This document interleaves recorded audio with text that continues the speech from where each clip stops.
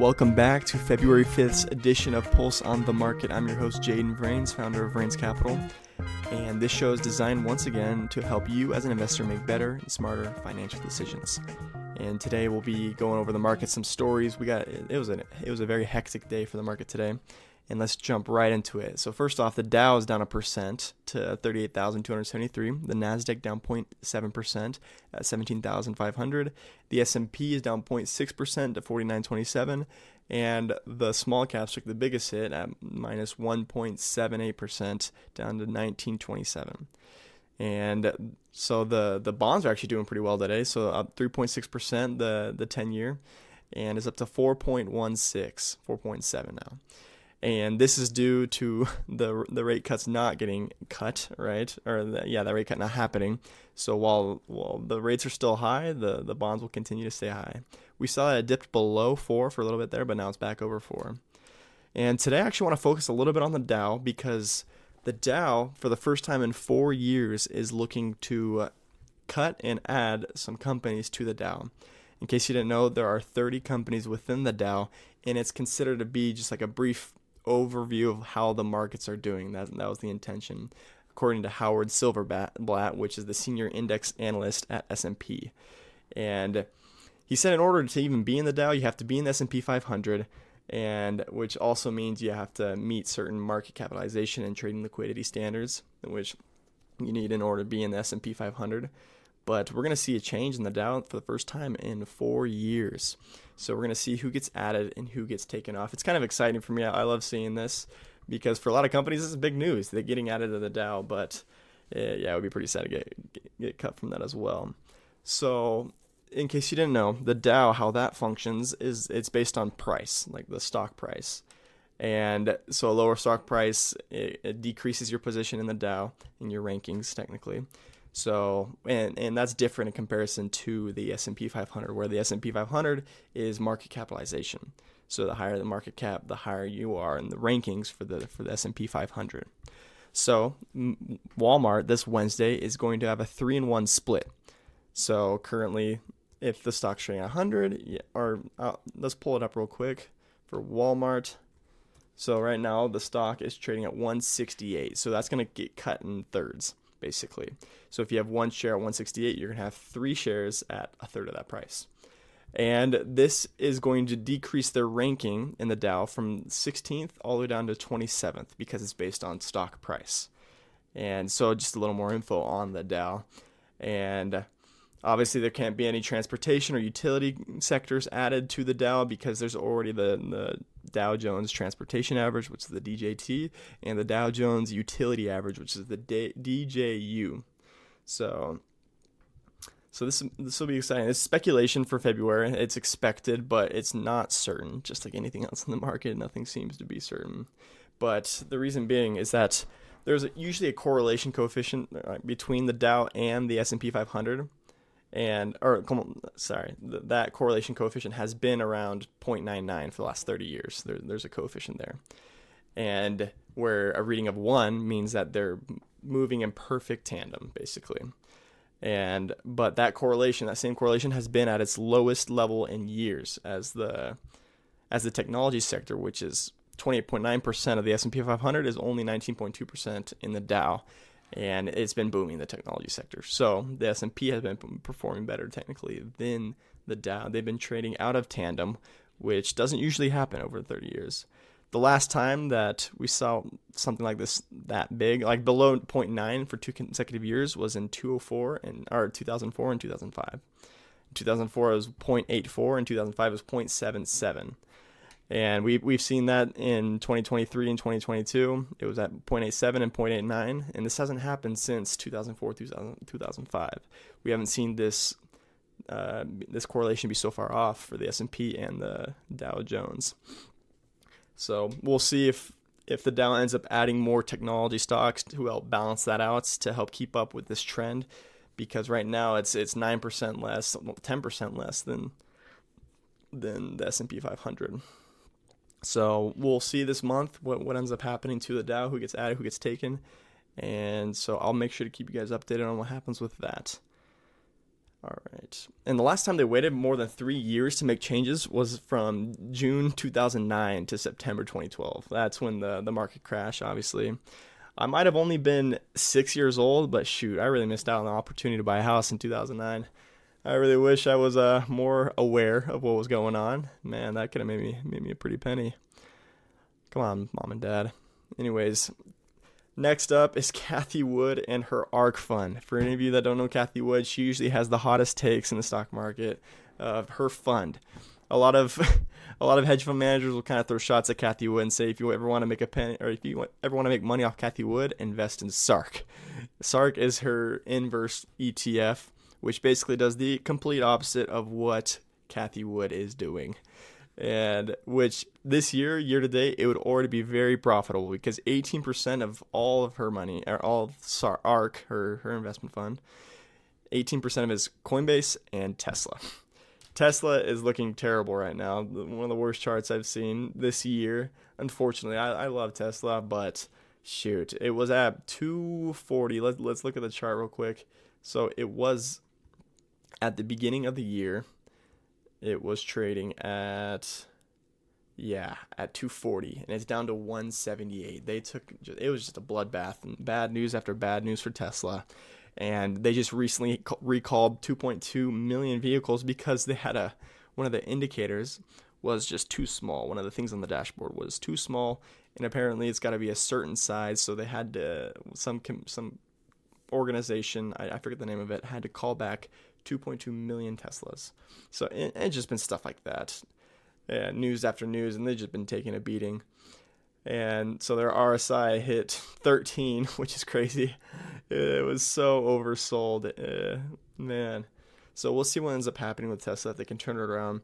I know that they're coming out with the Cybertruck. We'll see if they can produce those at a reasonable rate and if it still has demand. There's that problem in China where they're just creating electrical vehicles way too cheap. And it's just going to be hard for Tesla to compete when China's pumping them out for 5-10 grand when Teslas cost 20 to 70 grand. So, and that's a big concern for Elon Musk. He's actually concerned. He said the U.S. government should put tariffs on imports from China in order to prevent them from just taking over the entire electrical vehicle market in the entire world. It's a worldly problem for this EV market. So we'll see what ends up happening with Tesla. And Coin was up to around 180, and it fell all the way down to 118. Now it's hovering. Let's see where it's at. Oh, it's back down to 118. It was at 135, 136, and now it's back down to 118. So they've taken a slaughter as well.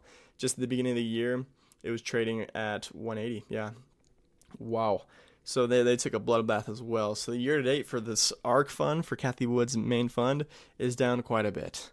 And the investors probably aren't too happy. I know over the last 3 years, the fund in general has been down. She had one bad year where the portfolio got cut in half, or it was down 60%, 67%, 70%. And she had a good year, 70, 80%, like just in the month of November of last year, because Coinbase was blowing up. But still, if you go down 50%, it takes twice as much to get up back to that point. You need a 100% increase if you go down 50%. I don't know if that makes sense, but you have $100. Yeah, you lose half of it. You're gonna have to double $50 to get back up to $100. So that's why losses, which Warren Buffett has stated many times, he's like, focus on gaining more than make sure that you're winning, because it's so much harder to recover losses than it is just let your winners win, continue to win. So yeah, so SARK, that's the play of the year would be to invest in the anti-Cathie Wood fund.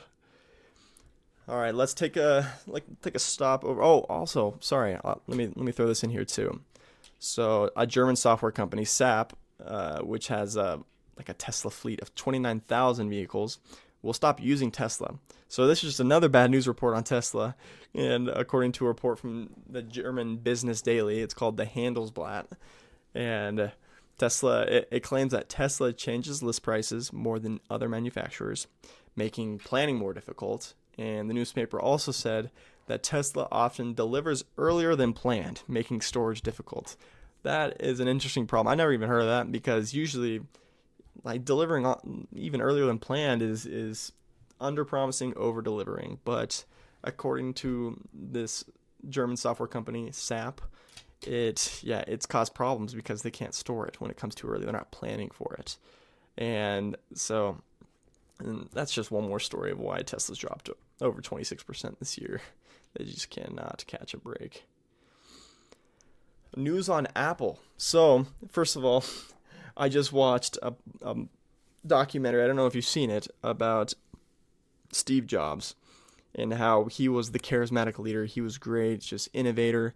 And then once he died, Tim Cook was the CEO previous to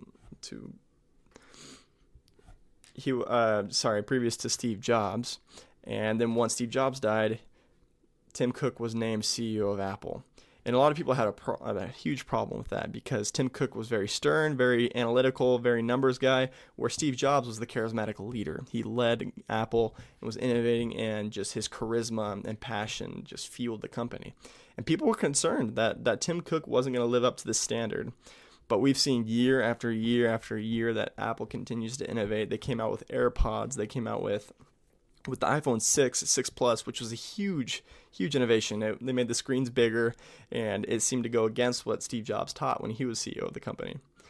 And now just recently they dropped the Apple Vision Pro, which I don't know if you've seen the ads for it, but it's awesome. It is so cool. And it's not like your typical VR that like just immediately transport you to another world. No, it's like you're not wearing anything. That's the whole point. You can have your phone 10 feet in front of you. You can see all the apps. You can see a huge TV screen if you want to. You can adjust the size of it, bring it closer, farther back, transport you to an entire another world when you want. Like you can watch that movie on the plane, but you're not even watching it on the plane. You can be on a different planet watching it on a 100-foot screen. Like that's beautiful. It's only $3,500. I honestly think it's worth it. I've said in a previous podcast that you can play the piano because it'll show you which notes to play. Like they'll light up and you'll see the lights coming and you'll be able to actually play the piano even if you have no experience prior. That's innovation. And this might be Tim Cook's last product that he comes out with Apple. He's getting old, and there's speculation that he's going to retire very soon. And this Apple Vision Pro might be the last product that he comes out with. But he has taken over Apple and did a considerably better job. Not better job, but Steve Jobs was needed when he was needed. And now Tim Cook, he changed the entire process of Apple, turned it around, and grew it to $3 trillion in market cap. I don't know if Steve Jobs would have been able to do that. That's an opinion. And he was brilliant and super charismatic and passionate, and that passion just carried through generation after generation until where they're at now. And I think they were both perfect for their time of when they were both CEO of the company. And so we'll see what ends up happening to Apple. I think they're going to continue to innovate. The iPhone 15 was not very much different than the iPhone 14. There's a lot of complaints on that it's just basically copy and paste, and we've heard that with the iPhones. But this Apple Vision Pro is the most innovative thing that I've seen in a very long time. And a lot of people were hesitant on whether or not it is durable enough. Like if I'm going to spend $3,500 on a product, on technology, I don't want to drop it from a few feet and just watch the screen shatter and not be able to use it again. But it was actually tested, and it's proven to be quite resilient. And they included doing things of just like ramming into surfaces, like not being able to see them, and dropping it from a height of 6 feet onto a wooden floor. And the screen remained intact, and only the right speaker was a little damaged, but the device continued to function after this test. And dropping it from just 6 feet right onto a floor, that should break it. It doesn't look too resilient or too durable, but it actually is. They've designed it in a specific way that makes it durable. And let's see. I don't know if there's any other news for today. Oh, I'm sure. I mean, there's thousands of news stories out there. But I believe that'll be it today after my little recap of how crypto is doing. So Bitcoin is currently, I think it's dropping a little bit today. No, it's still hovering around 43,000. It's actually dropped down to 42,500. So we see a 1% decrease in Bitcoin. It seems to be hovering around that same 43,000 mark. And we'll see what ends up happening. We still have a couple months until April when it halves. And until then, we'll still see some volatility, probably hovering around this range. It might start spiking before April. I guess we'll have to see. And the cryptocurrency of the day is Link. So Link is up 35% on the week, and this just shows the volatility of crypto. There will be random coins that you've never even heard about that just have like 100%, 200% days, and where people are doubling, tripling their money immediately. And there's also days where it just gets chopped in half for whatever reason. But so we'll have to see. Link, it's in charge of, it's partnered with Ethereum, and it's on that blockchain, and it helps with the transactions. And there are just so many different utilities with the different cryptocurrencies. Every cryptocurrency serves a purpose, whether to use the specific application, like Gala Games, they have the Gala coin that's used within the Gala ecosystem, or if it has a literal function like Link, where it's for transactions on the Ethereum network. So it's interesting to read into the specific cryptocurrencies and to find out what they're used for, and just to see how much potential there is in specific technologies. Like, it's still in its early adopter phase, or crypto in general. And like the gas fees, which is like the transaction fees, that's still a little expensive, and there's still so much technology coming out, and it's just an entirely new industry, a new market, and I'm excited to see what technology is advancing, which what gets produced basically. There's just so much innovation and creativity that can happen within the crypto ecosystem, and I think it has an unbelievable amount of potential. And there's a lot of people that are against it. They like their institutional banking, their centralized currencies. They don't see that cryptocurrency has value, but it's simply because of the fact that they don't understand it entirely. And it has value just like anything else. And actually, in a later episode, I will end up going deeper into that. And also, if you guys ever want to reach me and have any questions at all, just go to marketpulse.io. I'll put that in the bio. But you can just DM me on there. And I want to start doing a stock of the day where a listener reaches out and just sends me a certain stock, a ticker of a stock, like Apple. You just send me that you want a report on Apple. And in the next episode, if you're selected, I will do an in-depth report of that specific stock, and I'll just give you all the details. I'll do the research so that you don't have to. That's my goal with the whole podcast, is to go through all of this, all these research hours in the morning, so that you guys don't have to. You can just get the reports on it, the important information. I'm the Spark Notes of the market for you guys. So just DM me once again. It's marketpulse.io. You'll see the little profile. There's no posts on it, but it's going to be for you guys to be able to comment and to reach out to me if you have any questions or concerns. You just let me know. But that will be it for today. Thanks for listening. Thanks for chiming in. And just a quick disclaimer on the podcast. Like always, this podcast is for informational purposes only and does not constitute financial, investment, or legal advice. The content provided is based on the host's personal opinions and experiences. Listeners are advised to conduct their own research and seek the advice of qualified professionals before making any investment decisions. The host and guests do not guarantee the accuracy or completeness of the information shared, and they are not responsible for any actions taken based on the content of this podcast. Investing involves risk. It's all risky, like Jim Rohn said, and past performance is not indicative of future results. The host and guests are not responsible for any losses or damages that may occur as a result of investments made after listening to the podcast. Once again, guys, thank you so much for listening. Please leave a review if you like the show, and get back to me when you guys can. I'll see you tomorrow.